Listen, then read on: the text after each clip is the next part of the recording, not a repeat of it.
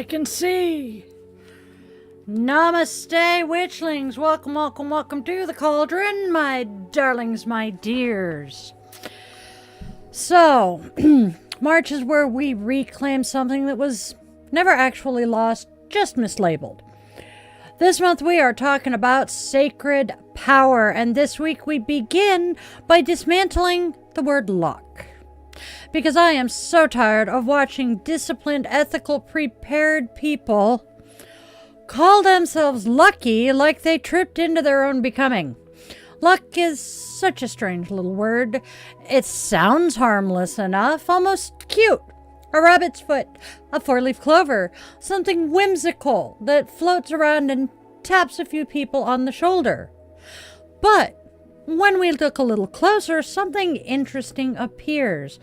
Luck is often the label given to the visible moment, the opportunity, the breakthrough, the door opening, while ignoring the years and years of quiet preparation that made that moment possible. The overnight success that practiced for a decade, the relationship that worked out because two people were willing to repair instead of cut and run. The career shift that looks spontaneous from the outside, but was built on years of learning, trying, failing, adjusting, and showing up yet again. That is not randomness, my friends.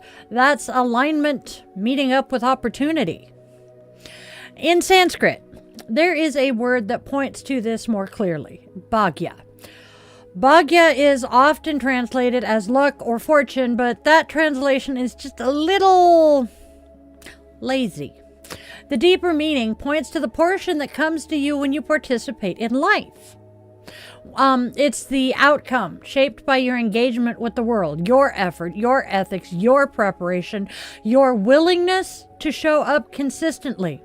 So in other words, Bhagya is not a lottery ticket. It's a relationship between action and outcome. And that changes everything. Because the moment we stop framing our lives as random events happening to us, we begin to see the quiet power we've been exercising all along. Every time you practiced a skill when no one was watching, every time you set a boundary, even though it was uncomfortable, every time you chose integrity instead of convenience, every time you learned something new instead of pretending you already knew it, those moments accumulate, slowly and quietly and at times almost invisibly, until one day something opens, a conversation, a possibility, or a path forward, and people say, "Wow, you're so lucky." But you know the truth. You didn't just stumble into that moment. You built the conditions for it. And witches tend to understand this instinctively. Magic has never been about random miracles just falling out of the sky. Magic is attention plus intention plus repetition. It's the discipline of tending energy over time. A candle doesn't create power out of nowhere. It focuses what's already present. Yoga teaches the same thing, just in a different language. Alignment precedes strength. If the structure is off, the effort becomes strain. But when the alignment is there, power moves cleanly through the body. Life works that way too, my friends.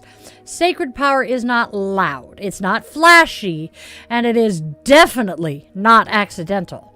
It's built in the quiet spaces where preparation, ethics, and persistence meet opportunity.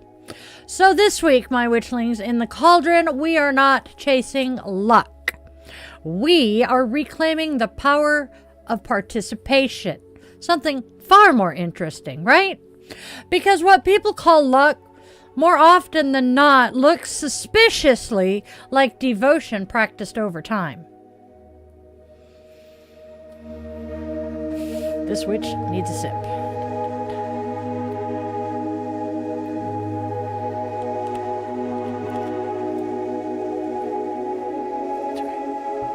All right.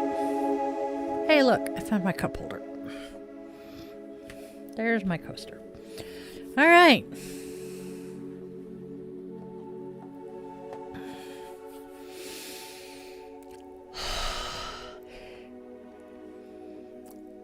Let's start by untangling something rather important.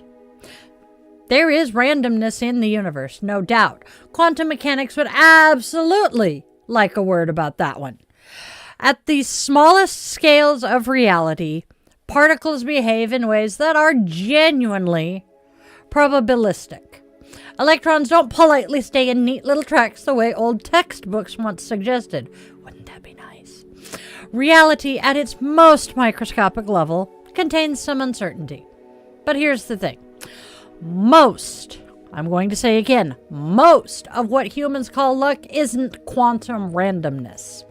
It's probability meeting preparation. It's pattern meeting participation. It's cause and effect unfolding slowly enough that we forget we're a part of the system. When farmers planted crops according to lunar cycles, that, my friends, was not superstition. That was observation accumulated across generations.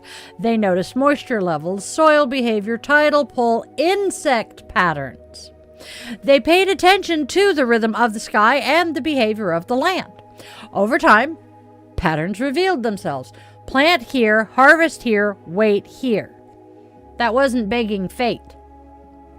That was learning how the world actually works. The same thing happened when our pagan ancestors tracked the solstices and equinoxes. They built stone circles and marked horizon points, not because they were guessing, but because they were watching. Year after year, they observed where the sun rose and set. They tracked the length of the days. They followed the migration of animals and the flowering of plants. This was pattern literacy. Sacred power has always been rooted in pattern literacy, not in hoping or wishing, and most definitely not in passively waiting for the universe to hand out prizes. Sacred power comes from understanding cycles and choosing how to move within them. You see this as magic. Or in magic, correction. Let's try that again. Y'all see this in magic, in agriculture, in yoga practice. Repetition creates familiarity. Familiarity creates sensitivity. Sensitivity allows you to notice the moment when something shifts. And that's where our Sanskrit word for the week comes in, Bhagya. As I said, it often gets translated as fortune or luck, but that translation is incomplete. It makes Bhagya sound like a slot machine. Something random that drops coins if the universe happens to feel generous that day. No comment. That's not what the word actually points to.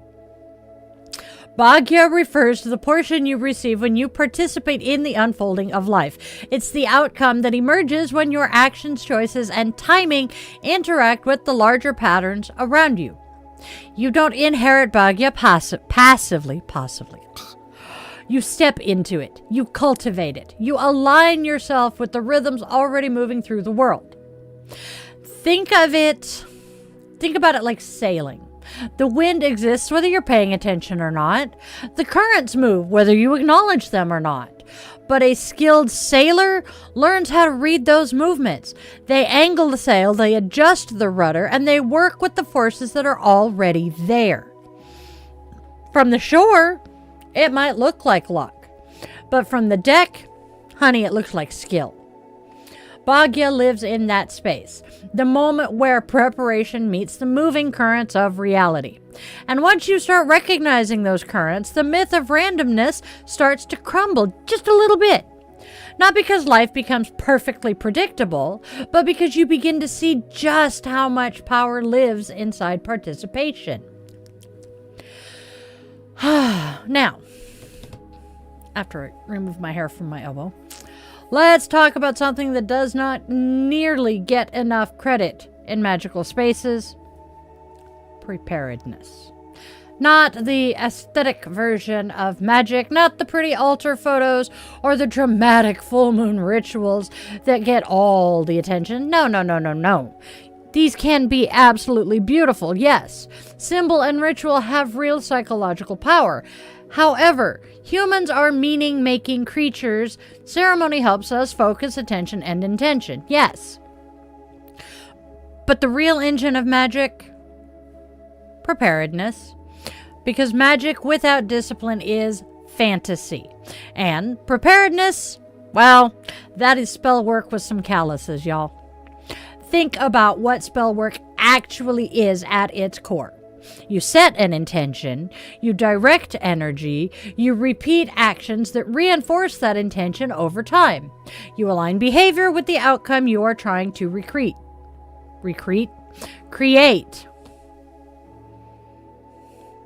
We okay here, brain? Can we get through this?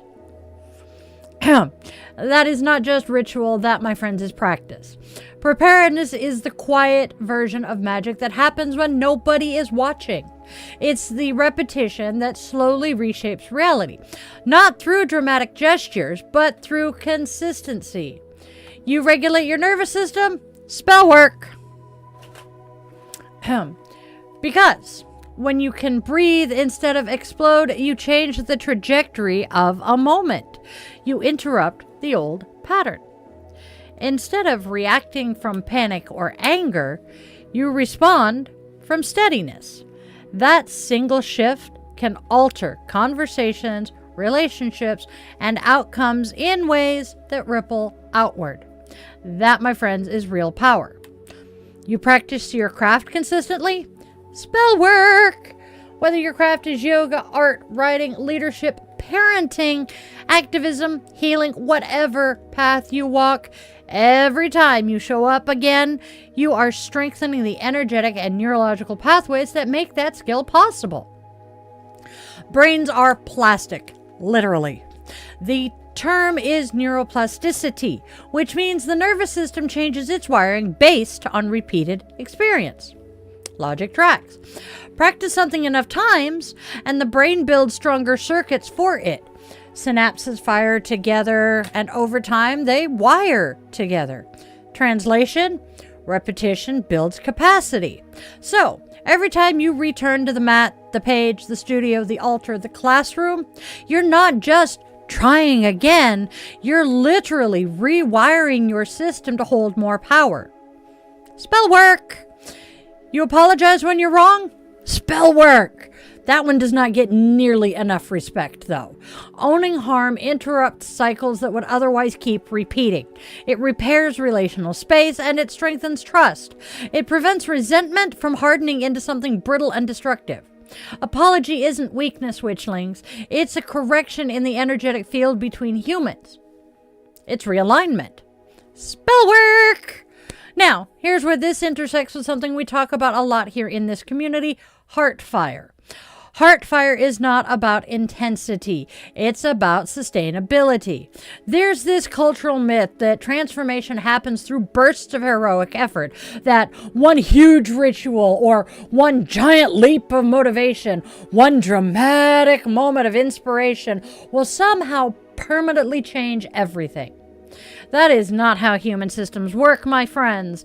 Bodies adapt slowly, and brains really do adapt slowly. Communities adapt slowly. A fire that burns too hot burns out the fuel. But a steady flame, that flame can cook food, warm a home, forge metal, and light the night. Sustained heat is what actually transforms materials. Heart fire is sustained heat, consistency over intensity. 5 minutes of breath work every day will reshape your nervous system more effectively than a 2-hour meditation retreat you absolutely never repeat. Logic tracks, does it not? Practicing compassion in dozens of tiny interactions does more to transform a relationship than one grand gesture. Writing a paragraph a day eventually produces a book. Walking a mile a day eventually produces endurance. Small repetitions build invisible strength. And here's where things get really fascinating from a scientific perspective. Your nervous system is constantly scanning for patterns. It's a prediction engine. The brain's job is to anticipate what's coming next so the body can respond efficiently. When you repeat behaviors, calm breathing, ethical action, skill practice, the brain begins to treat those responses as the default. Don't think, just play. Logic tracks. Okay, so what once required effort now becomes baseline. This is why Come on, die. This is why preparedness looks like magic from the outside. Someone walks into a difficult situation and remains calm. People think they're naturally composed. They're not. They practiced. Someone performs a complex skill gracefully. People say they're talented. They might be, but they also practiced. Someone handles conflict with maturity and accountability. People call them wise. Apparently I'm not, because I still inhale saliva. Excuse me. People call them wise, but wisdom is usually just experience plus reflection plus the willingness to keep adjusting behavior. Preparedness. Spellwork! Because magic, when you strip away the aesthetic language, is about shaping probability. You cannot guarantee outcomes. The universe is still a weird and complex place. Systems interact, variables collide, uncertainty remains, but you can absolutely influence probability. You can make certain outcomes more likely. If you train your body, strength becomes more likely. If you cultivate emotional regulation, healthy relationships become more likely. If you practice integrity, trust becomes more likely. If you show up consistently to your craft, opportunity becomes more likely. Logic tracks. That, my friends, is Bhagya again, the portion you receive when participation meets the patterns of reality. Preparedness does not eliminate chance, it simply changes the odds. Witches have always known this. The herbs, the moon cycles, the chants, the candles, these are just focusing tools. They gather attention, they align intention, and they help the mind and body move in the same direction. Sorry, couldn't help that one. But none of these tools replace the actual work of living in alignment with what you claim to value. Lighting a candle for courage is symbolic. Practicing courage in real life is transformative. And when these two things meet, symbol and action, intention and repetition, something powerful happens. The spell moves from an imagination into reality. Preparedness is not glamorous, it's not dramatic, but it is one of the most powerful forms of magic available to a human being. Calluses on the hands, steadiness in the breath, integrity in your choices. My friends, that is spell work that accumulates power over time. And when opportunity finally arrives, when people might actually call what happens next luck, but you will know exactly what it is. A spell you've been quietly casting for years, finally reaching ignition. Just saying. Time for a sip, since I tried to inhale saliva.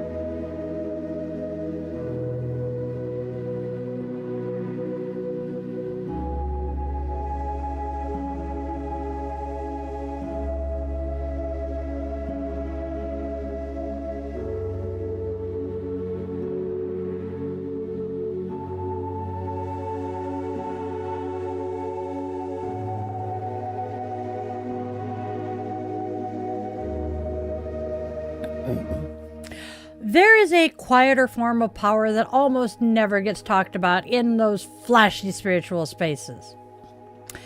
Ethical magnetism.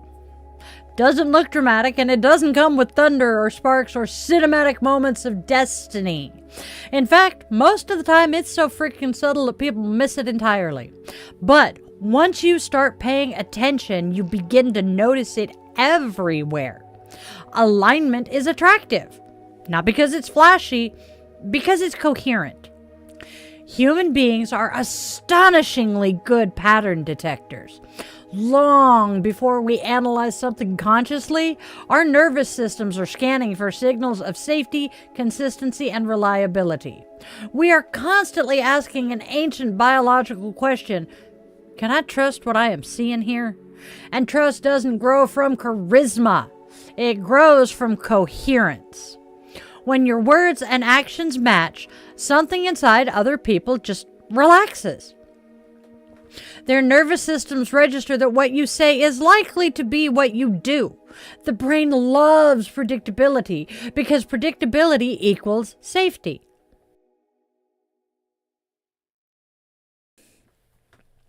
When someone behaves consistently over time, our systems stop wasting energy trying to figure out whether the ground beneath us is stable. So we settle, we breathe, and we trust. That is ethical magnetism. Now, think about the people in your life who carry that quality. They may not be the loudest voices in the room. They probably are not the most theatrical personalities. But when they speak, people listen. When they commit to something, others believe them. Because the pattern has been established. They say what they mean, they do what they say, and over time that coherence creates gravity. And gravity attracts. Trust grows in small increments, and it accumulates through repeated experiences of reliability. Someone keeps their word once, nice. Twice, that's encouraging. 10 times, now the brain begins to treat that reliability as part of the environment. Eventually, people stop wondering whether you're trustworthy and they just assume you are. And that assumption changes everything. Opportunities appear in environments where trust exists. People recommend the person they trust. They collaborate with the person they trust. They share information with the person they trust. They invest time and resources with the person they trust. From the outside, this really can just look like luck. Wow, everything just seems to work out for them, right? But if you zoom in just a little bit closer, you often see something else entirely. Years of alignment. Years of small, consistent behaviors that built a reputation for integrity. This is not mystical in the supernatural sense. It is structural. Ethics creates stability within social systems. Stability encourages cooperation. Cooperation generates opportunities. The whole process unfolds slowly enough that it looks mysterious from the outside. But my friends, it isn't mysterious. It's cumulative. You see this in science as well as spirituality. Systems that behave predictably become hubs and networks. In ecology, stable environments attract biodiversity. In economics, reliable institutions attract investment. In neuroscience, stable relational patterns create secure attachment. Consistency creates gravity. Gravity attracts participation. And once again, we are back to ethical magnetism. Now, here's a tricky part. You can't fake it. People try, of course they do. Social media is full of carefully curated personas designed to look aligned. But human nervous systems are much, much better at detecting incongruence than we would like to admit. When someone's words and actions diverge just a little too often, quite a little signal goes off in the background. Something doesn't match here. The brain may not articulate the problem clearly, but the body notices. Trust hesitates. Magnetism weakens. Alignment, on the other hand, produces a completely different signal. When your internal values, your spoken commitments, and your visible actions move in the same direction, coherence emerges. And Coherence is incredibly stabilizing for the people around you. They know where you stand, what you value, and what to expect from you. This doesn't mean perfection. Far from it. Ethical magnetism does not come from never, ever, ever making mistakes because we are human. In fact, mistakes are inevitable because humans are messy creatures learning in real time. What matters is what happens next. When someone aligned makes a mistake, they acknowledge it, they repair it, and they adjust behavior moving forward. That repair process actually strengthens trust because it demonstrates accountability. Integrity is not the absence of error, it's the presence of responsibility. And, shockingly, responsibility deepens magnetism. Over time, something fascinating happens. The environment begins to respond to the pattern you've established. People begin bringing opportunities to you because your reliability lowers their risk. Collaborations emerge because your integrity stabilizes group dynamics. Doors open, conversations appear, and paths reveal themselves. Again, from the outside, observers might shrug and say, they're just lucky. But what they're really seeing is alignment interacting with social probability. The universe didn't suddenly decide to favor someone. A human being cultivated coherence long enough that other humans began organizing around that stability.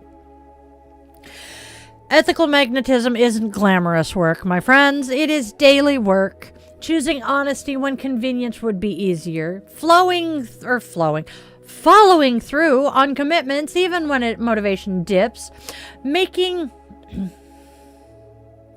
admitting mistakes without defensiveness, and holding boundaries without cruelty. Those actions may seem small in the moment, but over time, they generate a field of reliability that people feel even if they can't quite explain it.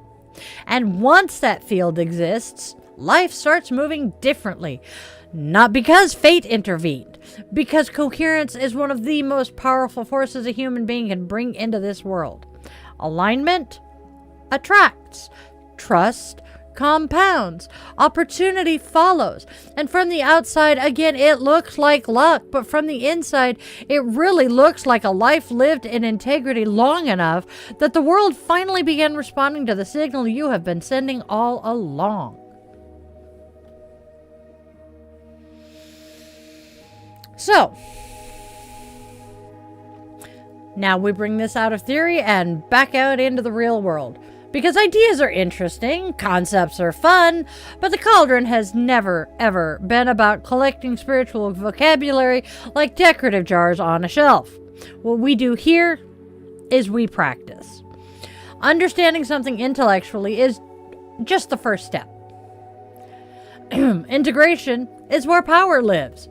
We've talked about the myth of randomness. We've talked about preparedness as spellwork. We've talked about ethical magnetism, that quiet gravity that emerges when your values and your behavior line up. Now comes the uncomfortable but incredibly useful question. Where in your life have you been waiting for luck instead of preparing? Take a breath with that for a minute. Because most of us have at least one area where we're just quietly hoping something will change on its own. Somewhere we've told ourselves a story that the right moment, the right opportunity, or the right person will eventually arrive and unlock the next chapter. Sometimes that story is pretty simple and pretty gentle. Oh, maybe someday I'll have time to start that. Sometimes it sounds responsible. I just need the right circumstances. Sometimes it is disguised as humility. Oh, other people are just naturally better at that than I am.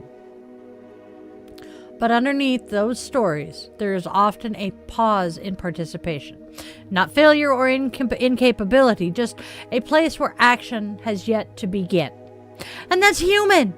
That is so very human, because every one of us has those edges. New territory is seriously uncomfortable for the nervous system. The brain prefers familiar terrain, even when that terrain isn't particularly satisfying. Psychologists sometimes call this the status quo bias, the tendency for humans to stick with the current situation simply because it's known. The unknown always looks a little dangerous. Better to stick with the devil you know than the demons you don't. Whoops. Sorry. So, instead of stepping forward, we wait for confidence or certainty or motivation, or just for the universe to deliver a clear sign that now is the perfect moment. You're never going to get the spotlight and the angels singing, my friends. Because here's the very strange secret about preparation. It rarely begins after confidence arrives. Confidence grows because preparation begins. You're preparing and you've learned well what you're doing. You now have the confidence that you know what you're doing. What a concept, right? So, just saying. The first step is usually awkward. The first conversation, usually clumsy. And your first attempt, probably going to be imperfect. But something fascinating happens once that movement starts, though. The nervous system gathers information. The brain begins updating its predictions about what's possible. And what once felt terrifying becomes merely unfamiliar. And then, eventually, it becomes familiar and then routine. That's how capability actually forms. So, I have some homework for everybody tonight. If you have a journal, open it. If not, just take a quiet moment to think quietly with yourself. Write down one area of your life where you've been waiting for luck instead of preparing. Just one, not 10. We are not trying to overwhelm our systems tonight. Real change grows from manageable steps, not heroic declarations. So, write down one area of your life where you have been waiting for luck instead of preparing.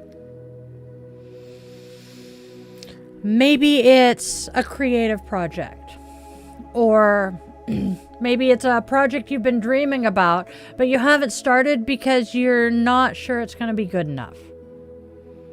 Maybe it's something relational, a conversation that you know needs to happen, but you've been hoping the tension will just somehow resolve itself without your involvement.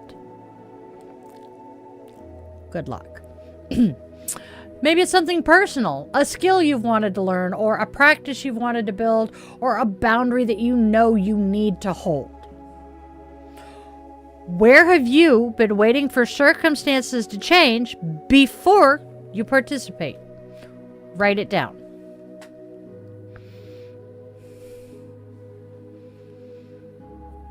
And then, underneath that, write one small act of preparation you could begin this week. Not the entire transformation. No. Just the first movement. That first step. If the area is writing, maybe the preparation is 10 minutes a day with a blank page in front of you. If the area is physical health, maybe the preparation is a daily walk. If you're working relationships, maybe your preparation is practicing the words you want to say with honesty and kindness. If you're looking at a spiritual practice, maybe your prep is 5 quiet minutes each morning where you sit with your breath before the world starts pulling at your attention. Small actions may look unimpressive as hell from the outside, but remember what we talked about earlier. Repetition rewires the nervous system. Muscle memory. The brain is a muscle too. Consistency builds invisible strength. Probability shifts when participation begins. That's Bhagya in motion. The portion you receive when your effort begins interacting with the larger patterns of life. And here's something beautiful about this whole process. You don't have to control the entire outcome. You only have to control your participation. You can't force opportunity to appear, but you can absolutely become the kind of person who is ready when it does. You cannot predict every variable in a complex world. This is true, but you can strengthen your ability to respond skillfully when something changes. Preparedness turns possibility into accessibility, and over time, something cool happens. Those small actions begin to accumulate. Skill grows, confidence grows, relationships strengthen, and opportunities begin appearing in spaces where they were not visible before. Someone watching from the outside might say, wow, things are really working out for them. They might even say you're lucky, but you will know the truth. Luck wasn't what changed your life, participation did. So, tonight, as we close this segment, hold that one area of preparation gently in your awareness. No pressure, no shame, just curiosity. Because sacred power rarely ever arrives all at once like a lightning strike. Most of the time, it looks like a small, steady flame, the kind you tend carefully day after day, until eventually it's strong enough to light the whole room.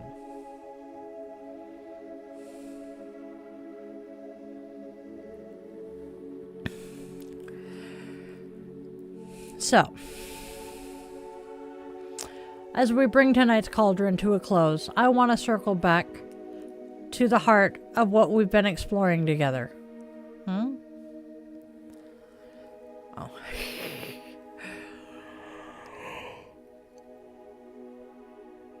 Oh, sorry about that.